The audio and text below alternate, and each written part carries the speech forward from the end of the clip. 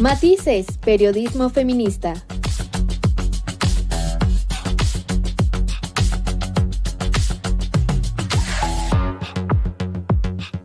Con las mujeres en el centro de la narrativa.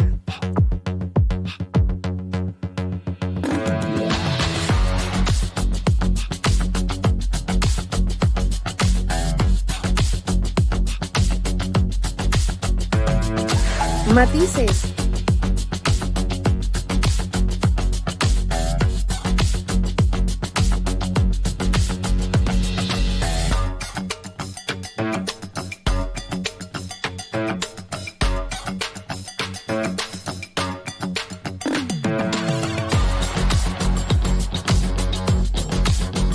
Matices. Hola, ¿qué tal? Un gusto estar nuevamente con ustedes, chicas, compartiendo este espacio. Quédense con nosotras. Tenemos un muy buen programa, tenemos mucha información y pues, como siempre, haciendo un análisis feminista. Así es, muy contenta de tener la oportunidad de que nos podamos ver, escuchar una semana más y por supuesto que traemos muchísima información. Recuerden que pueden estar pendientes de nuestras redes sociales, en Facebook, en Twitter nos encuentran como Matices de Mujer y esperamos ahí todos sus comentarios, pero sobre todo que nos acompañen esta hora. Matices. El lunes 19 de mayo, las constituyentes MX feministas pusieron en marcha la campaña para denunciar a los agresores y crear el Atlas Nacional de Agresores en el Poder, con la finalidad de que ningún agresor llegue al poder. Soy la nieta de la bruja que no pudiste quemar. Soy la hermana, soy la amiga que te busca un día más. Soy la que rompe, la que quema y la que grita ni una más. Soy un abrazo a tu madre y también sus lágrimas. La intención de este atlas es realizar un mapa que contendrá la información de quiénes son agresores, deudores o violentadores y funcionará de manera integral para poder ubicarlos, saber en dónde existe mayor incidencia, y esto permitirá conocer a quienes nos rodean y además llevar esta información a las autoridades para que lleven a cabo acciones afirmativas que puedan erradicar este tipo de violencias. Recordemos que las constituyentes MX feministas fueron las impulsoras de la Ley 3 de 3 contra la violencia, una reforma constitucional que impide que agresores, deudores alimentarios y violentadores se postulen a cargos de poder. El Atlas es el segundo paso para continuar con esta ardua labor, ya que a pesar de que pues ya es constitucional, los agresores siguen postulándose porque pues el nulo actuar de las autoridades y sobre todo del Instituto Nacional Electoral, que inclusive ha tratado de imponer lo que ellos llamaron 8 de 8, usurpando la 3 de 3 contra la violencia. Pero bueno, a pesar de esto, de estos avances que se han tenido con la 3 de 3, se siguen postulando agresores a puestos que pues obviamente les ayudan a seguir violentando. Las constituyentes proporcionan en sus redes sociales la liga para llenar el formulario en donde se tienen que proporcionar los datos de contacto como nombre, correo, estado, municipio o alcaldía y un número telefónico. En una segunda página o hoja de este formulario, nos piden la información del agresor, como su nombre completo, orden de gobierno, nivel de gobierno o ámbito de acción, el partido político en el que milita, el cargo que ejerce, dependencia donde labora, el tipo de violencia que ejerció y se pide una foto del agresor. Además, se pregunta si se cuenta con carpeta de investigación, si se tienen los documentos y también puedes ampliar la información del caso si es que requieres o si gustas hacerlo. Este es un trabajo titánico que realiza la colectiva, ya que el objetivo de LAS es visibilizar a aquellos que, cobijados por el sistema patriarcal, ha evadido la ley 3 de 3 contra la violencia hacia las mujeres, a fin de que se rompan las inercias machistas, los esquemas de corrupción y los favoritismos que dañan la vida y la integridad de las mujeres, las niñas y los niños. Y pues obviamente que se haga justicia. Así, que queda abierta la invitación para todas las personas que nos están escuchando, que se acerquen a las redes sociales de las constituyentes MX feministas y aporten información de sus agresores para que ninguno de ellos pueda llegar al poder. Es así como inician las constituyentes MX feministas esta gran tarea que tienen, como es el Atlas Nacional de Agresores en el Poder. Y pues bueno, me parece que es un muy buen inicio para que se den a conocer o para que demos a conocer estos agresores que conocemos, que los hemos tenido en algún momento, no sé, nos los hemos topado porque suele pasar. Y pues creo que es un buen inicio para construir este atlas. ¿Cómo ven, chicas? Así es, creo que es una iniciativa muy importante y me gustaría justamente retomar esta parte de la ley 3 de 3, que como mencionabas, básicamente es prohibir ocupar cargos de representación popular y ser funcionarios públicos a quienes hayan sido sentenciados por violencia familiar, delitos sexuales, sean morosos en el pago de pensiones alimentarias. Y sobre todo creo que surge de la necesidad de, como bien lo mencionabas, Joana, de que tan solo en las elecciones pasadas 59 candidatos eran deudores alimentarios o tenían acusaciones por violencia familiar, abuso sexual, violación o fraude por falsa paridad. Entonces, evidentemente, ¿no? Justamente el Instituto Nacional Electoral, aunque ya está la ley, aunque ya debería de llevarse a cabo, no lo está haciendo. Entonces, ¿qué pasa? Tiene que venir otra vez la sociedad civil a crear este tipo de iniciativas en las que se tenga un registro que sea visible para toda la población y también que sirva para tomar decisiones. Muchas veces este tipo de delitos pues no los ventilan porque no les conviene, pero el hecho de que se esté formando, que se tengan los datos, la ubicación geográfica, el puesto que ocupa, el tipo de delitos, va a, ojalá, ¿no? Esa es la finalidad, cree un cambio también en la conciencia y busquemos esta información que es importante y sobre todo que participemos si conocemos a algún sujeto que cumple con estas características, ahora que ya vienen las elecciones del Poder Judicial, ¿no? Que tengamos en cuenta esta información, que si tenemos información con la que podamos contribuir, pues sí, que nos acerquemos a las constituyentes, que llenemos este formulario que se está haciendo justamente para tener registro. A mí me parece muy importante, ¿no? Generalmente cuando hablamos de este tipo de situaciones, como no hay un registro o no hay algo que lo lleve, desconocemos en su totalidad quiénes sí son, cuántos son, a qué partido pertenecen, qué funciones son las que tienen. Y creo que esta va a ser una gran herramienta para que podamos tener una guía, ¿no? De justamente este tipo de hombres que no deberían de estar, ¿no? Si cumplen con alguna de estas violaciones a la ley, evidentemente no deberían de ocupar ningún cargo público, porque entonces ahí es cuando vienen los abusos de poder, ¿no? De estos sujetos, porque justamente están ocupando estos cargos y muchas veces sin saberlo le damos nuestro voto. Así es, Ale, la verdad es que es muy importante esta labor que hacen las constituyentes y el hecho de visibilizar es muy importante. ¿Por qué? Porque ellos, como lo dices, se arropan con este poder, obviamente que tienen mucha más facilidad para poder seguir amedrentando, violentando y agrediendo a las mujeres que están a su alrededor. ¿Por qué? Porque el hecho de tener estos puestos los ponen en una situación de poder totalmente, ¿no?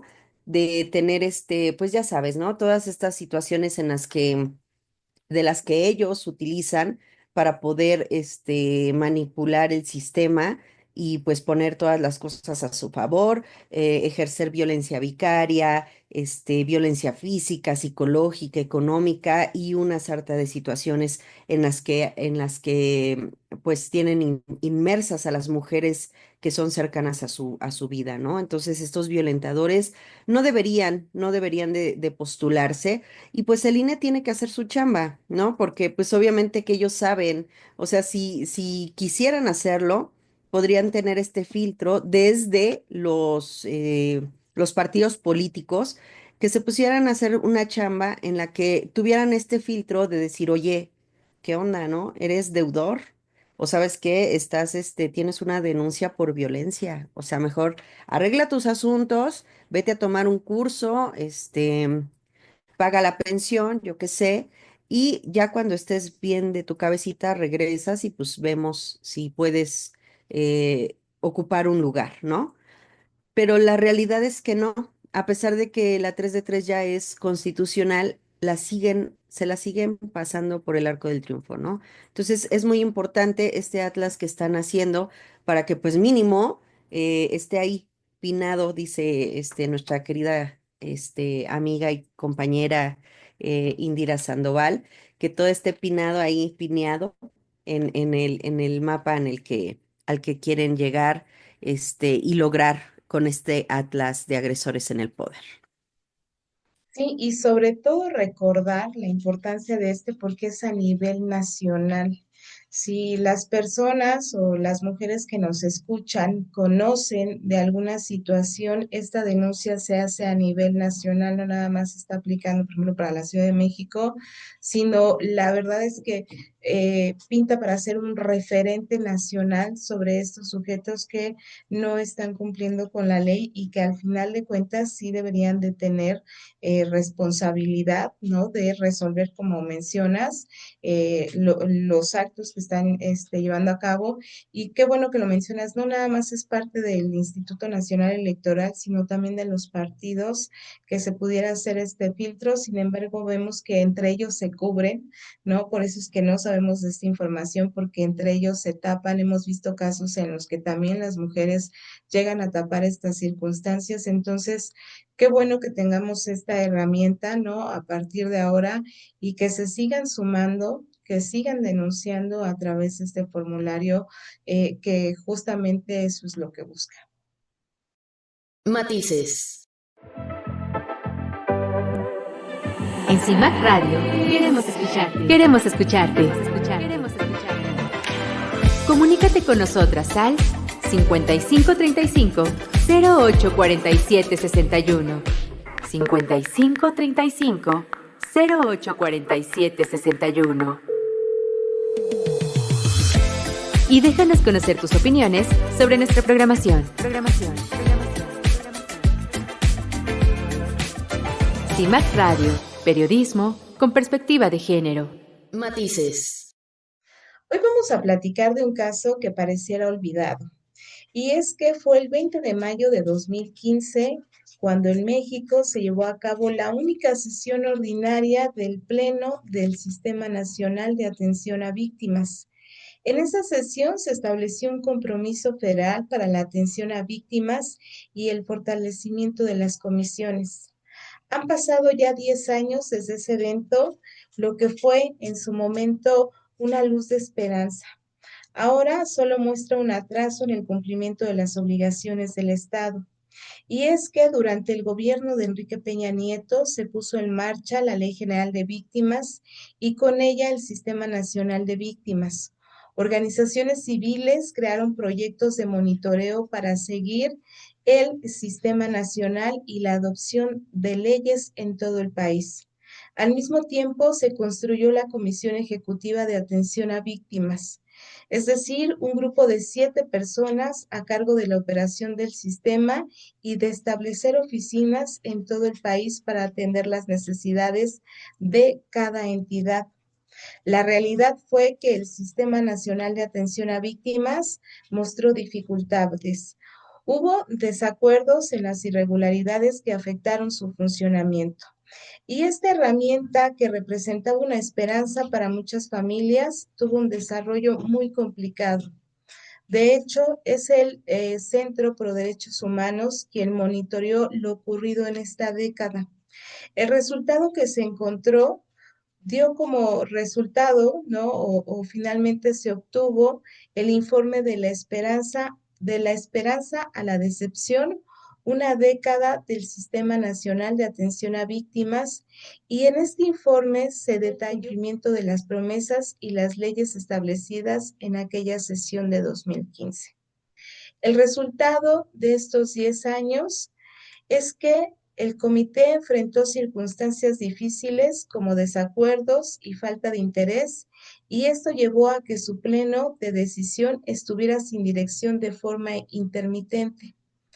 Cabe señalar que durante el gobierno de Peña Nieto no hubo un avance significativo hasta que llegó el gobierno de Andrés Manuel López Obrador con muchas promesas.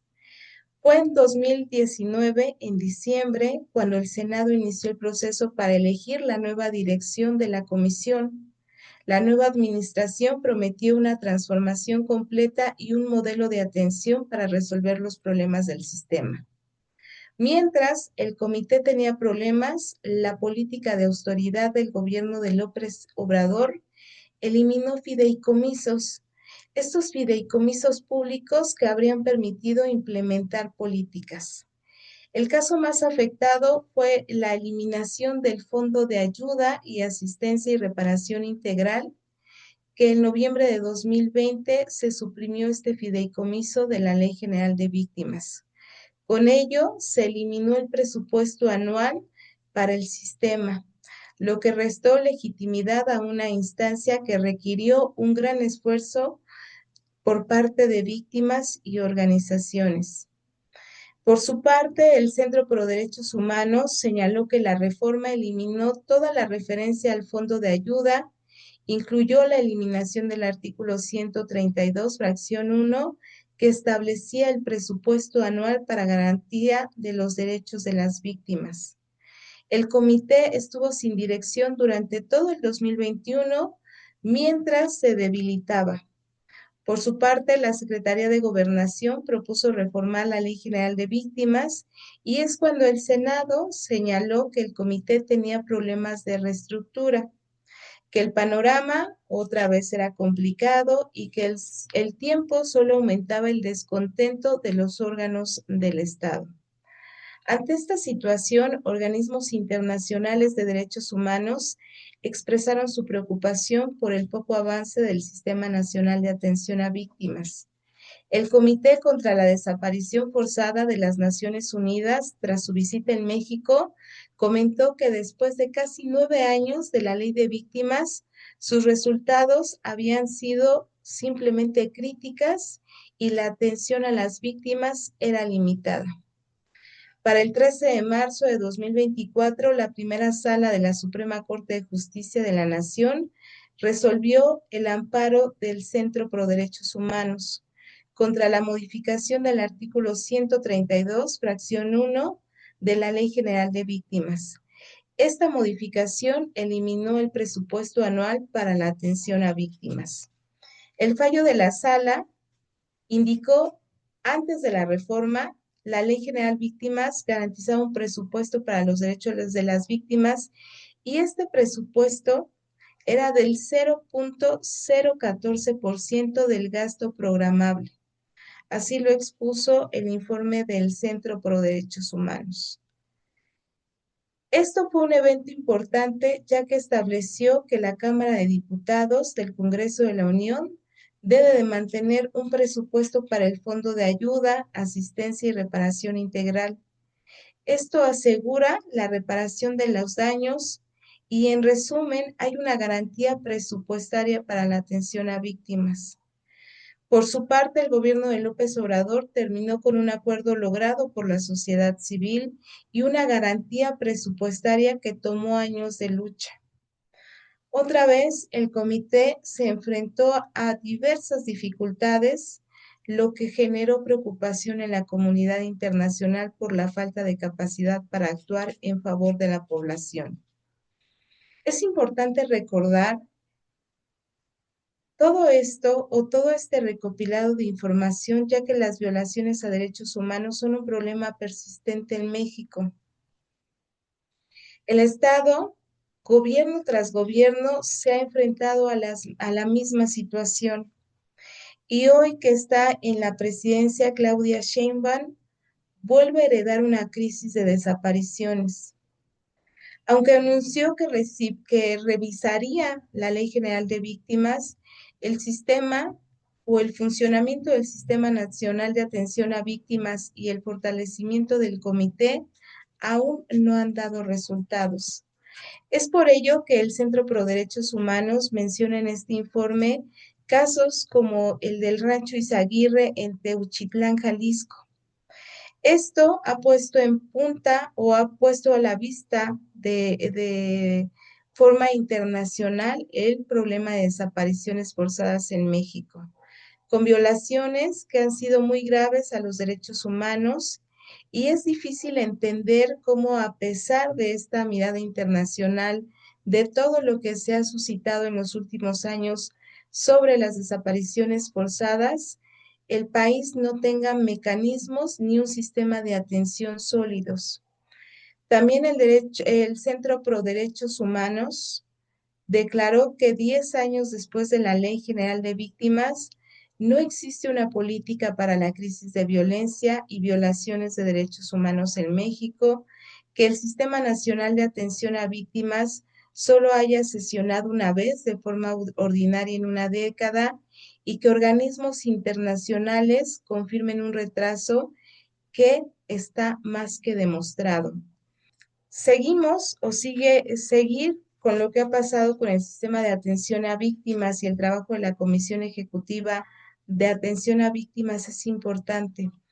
Ambas instituciones, cuando se formaron, tenían la responsabilidad de asegurar justicia restaurativa para las víctimas. En un momento en el que las desapariciones han generado alerta, es fundamental destacar la importancia de la comisión y de las deficiencias del sistema, sobre todo cuando el gobierno actual niega esta crisis. Cabe recordar que Oliver de Fruitville, presidente del Comité contra las Desapariciones Forzadas, ha dicho que las desapariciones en México son un tema serio por ser sistemáticas. Se ordenó que México rinda cuentas. Sin embargo, el Senado de la República, con su mayoría, respondió exigiendo la penalización internacional de Profil por sus declaraciones. Y es que el 8 de abril de este año, Gerardo Noroña, presidente de la mesa directiva de la Cámara de Senadores, anunció que el Estado mexicano iniciaría acciones de condena contra Olivier ante las Naciones Unidas. Esta decisión se votó con 71 votos a favor, 28 en contra y 3 abstenciones. Es decir, familias, colectivos y organizaciones, después de haberse aprobado este voto o esta decisión, lo rechazaron. Rechazaron el comunicado del Senado de la República que niega estas desapariciones forzadas y que sean una práctica generalizada o sistemática en México. Esto es más bien una estrategia del nuevo gobierno para atribuir la responsabilidad de la crisis de desapariciones a administraciones anteriores. Y es por ello que el Centro Pro Derechos Humanos, esta estrategia, dicen, se ve en la propuesta de Claudia Sheinbaum. Ella señalaba que en el siglo XX las desapariciones forzadas eran realizadas por autoridades. Desde el 2006, según lo menciona la presidenta, esta situación ha cambiado y ahora las desapariciones se relacionan con la delincuencia organizada y es cometida por particulares. Sin duda, como lo mencionaba, esta fue una propuesta que lo que buscaba era un cambio y que cuando se puso, se aprobó, era lo que iba a resolver las consecuencias de las desapariciones. Estos apoyos, que la verdad el 0.014% que se les daba del presupuesto era mínimo. pero ayudaba a por lo menos solventar algunas de las situaciones que tienen las víctimas, porque cabe aclarar que cada vez que desaparece una madre de familia, una hija, este, una esposa, un esposo, quedan por ahí personas que dependían de esas personas. Dependiendo del tipo de desaparición, también se quedan secuelas psicológicas, en fin, hay muchas situaciones que se pretendían resolver con el sistema. Y hoy nos damos cuenta que siguen las desapariciones, que han aumentado, pero que todavía no se ha concretado un proyecto que la verdad es que sonaba para que diera mucho más, y es más, no solo para apoyo a las víctimas, sino también para aminorar este problema. Y hoy vemos que simplemente ha ocurrido todo lo contrario. Sí es lamentable, ¿no? 10 años que pasaron desde esta primera y única y última sesión de este Sistema Nacional de Atención a Víctimas y toda la situación ha sucedido desde el sexenio anterior, en hecho de quitar tantos apoyos.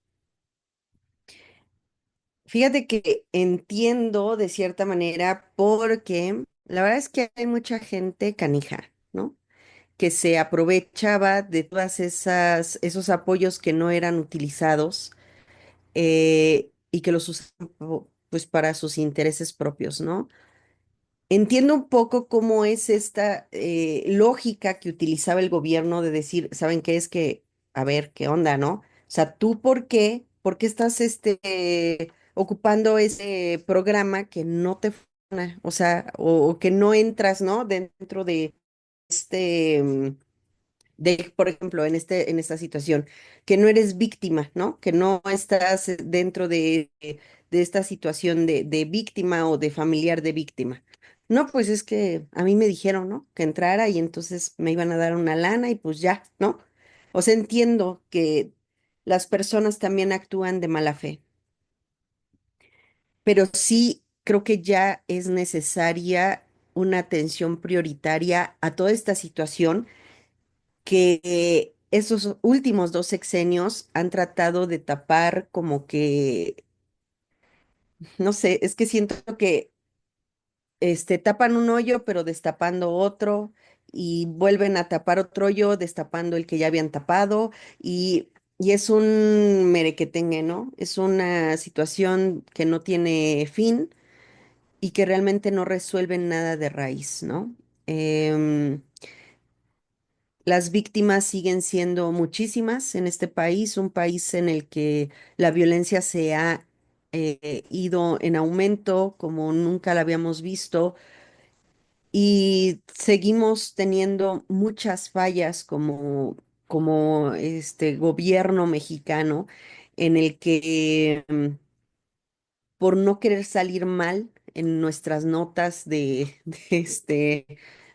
popularidad, lamentablemente decimos que no es cierto y que todo el mundo está criticando la situación porque están en contra del gobierno, cuando creo que sí debería de ser muy clara la situación en la que por la que estamos sufriendo en este México, en el que ya es insostenible toda esta violencia, pero se tiene que hacer algo. No sé, se tienen que poner a chambear, a trabajar en un proyecto que de verdad ayude y sopese todas estas situaciones en las que hay muchas víctimas, hay muchos familiares que sufren, hay muchas personas que están involucradas en todos estos feminicidios, desapariciones forzadas y bueno, una sarta de delitos en los que ya, o sea, es el pan diario que tenemos eh, y que ya no sabemos ni qué hacer con tanta información tan grotesca y lamentable que está sucediendo en este país. Creo que es importante esta parte que mencionas, en la cual más bien se debieron de haber hecho políticas para que los recursos realmente se utilizaran de la manera que se tenían que utilizar y no quitarlos, porque si bien es cierto, muchos de esos recursos sí estaban trabajando, no dudo que haya personas que se hayan aprovechado, pero sí eran recursos que ayudaban a organizaciones comprometidas en el apoyo a las víctimas.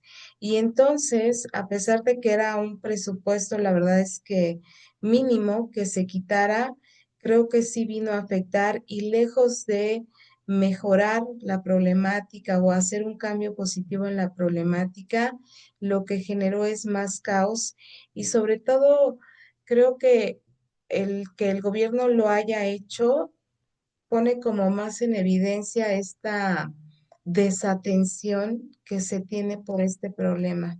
Sin duda, ha sido, o si lo ponemos a comparar, es un abanico, ¿no? De áreas en las que se tiene que trabajar, pero creo que sí es importante el destacar que esta, eh, eh, o lo que prometía este sistema de atención a víctimas era algo que México necesita implementado de manera correcta. Matices.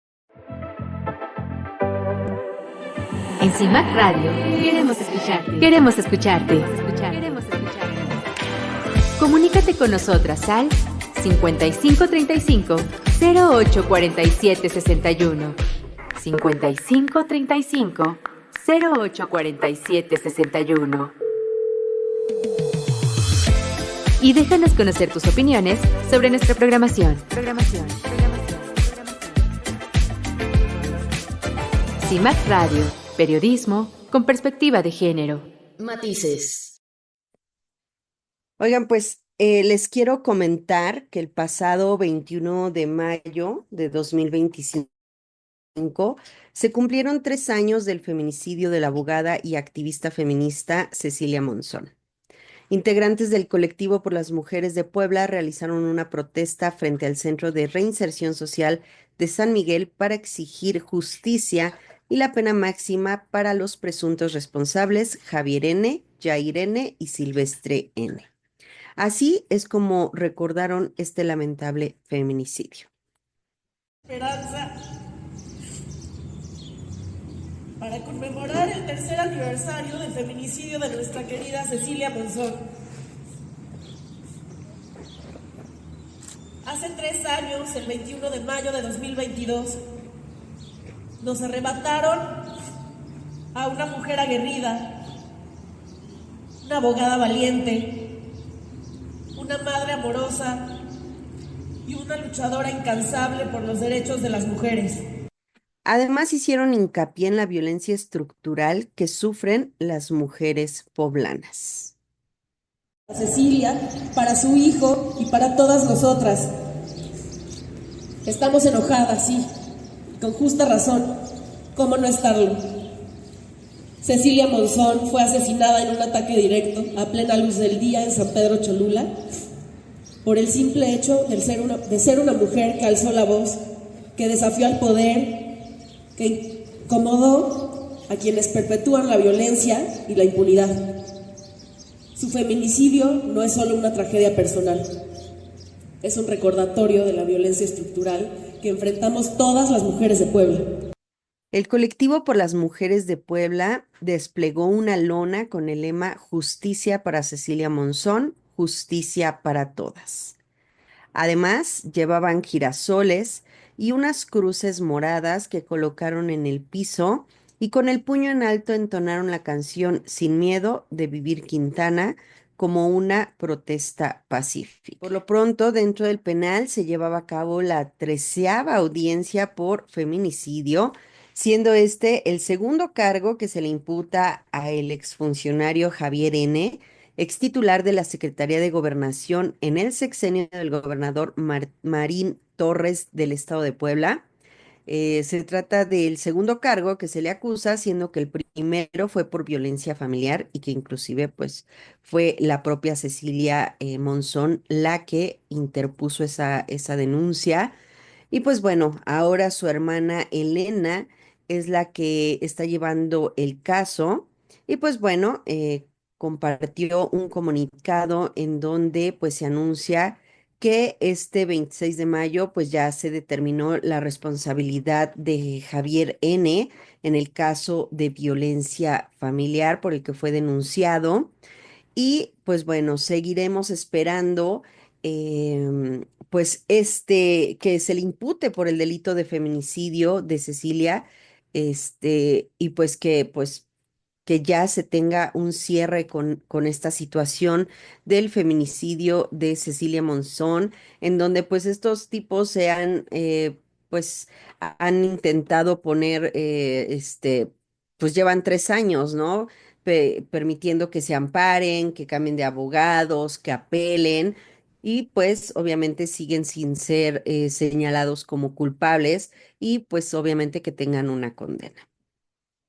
Eh, la familia pues espera que ya por fin las autoridades den un cierre real a este tema que la verdad es que ya lleva muchísimos años sin poderse cerrar y pues de verdad esperamos que pues caiga todo el peso de la ley sobre estos culpables.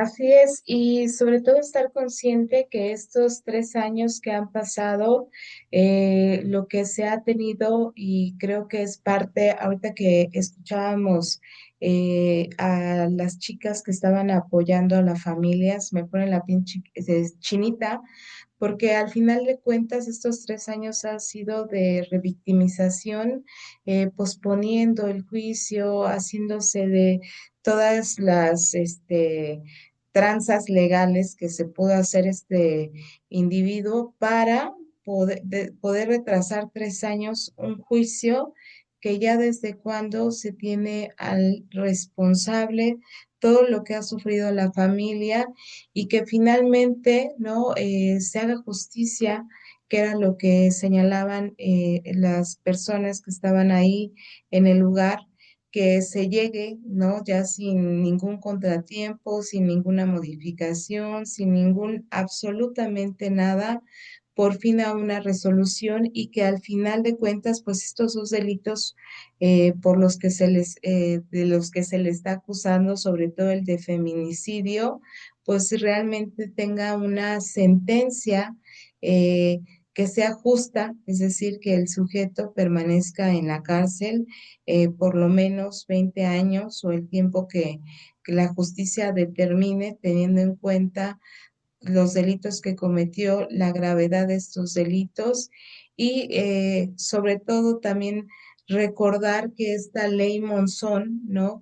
Inició a partir de la muerte de Cecilia, justamente lo que busca, ¿no? Es que los hijos de las mujeres que hayan sido víctimas de feminicidio no vayan o no tenga la custodia el padre, este padre, que en este caso es el acusado de haber matado a su mamá y que entonces justamente, ¿no? Como al menor, a los hijos de la mujer que fue víctima de este delito, la vas a mandar con el asesino.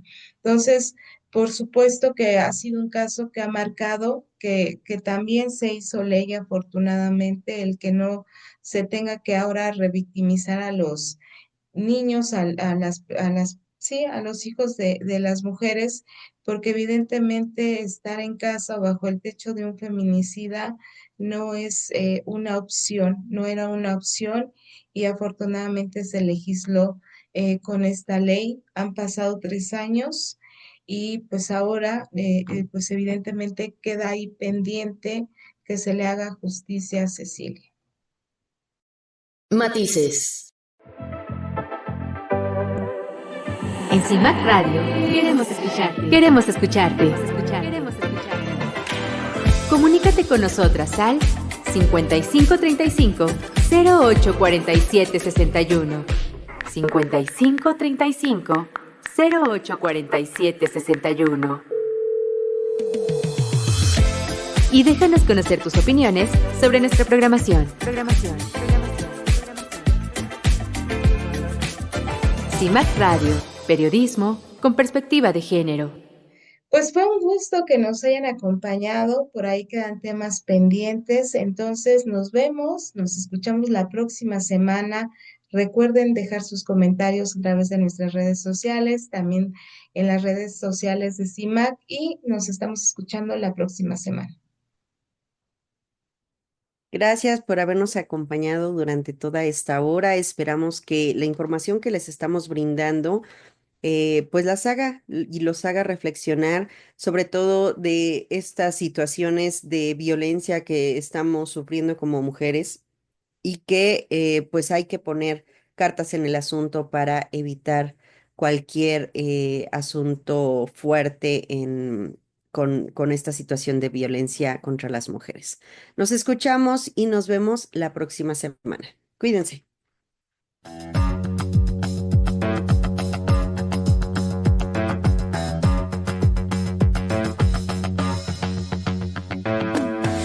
Matices, periodismo feminista.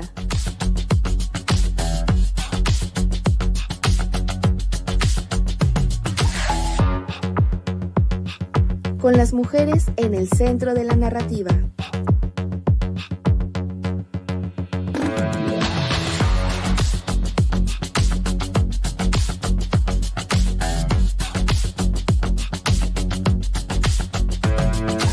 Matices.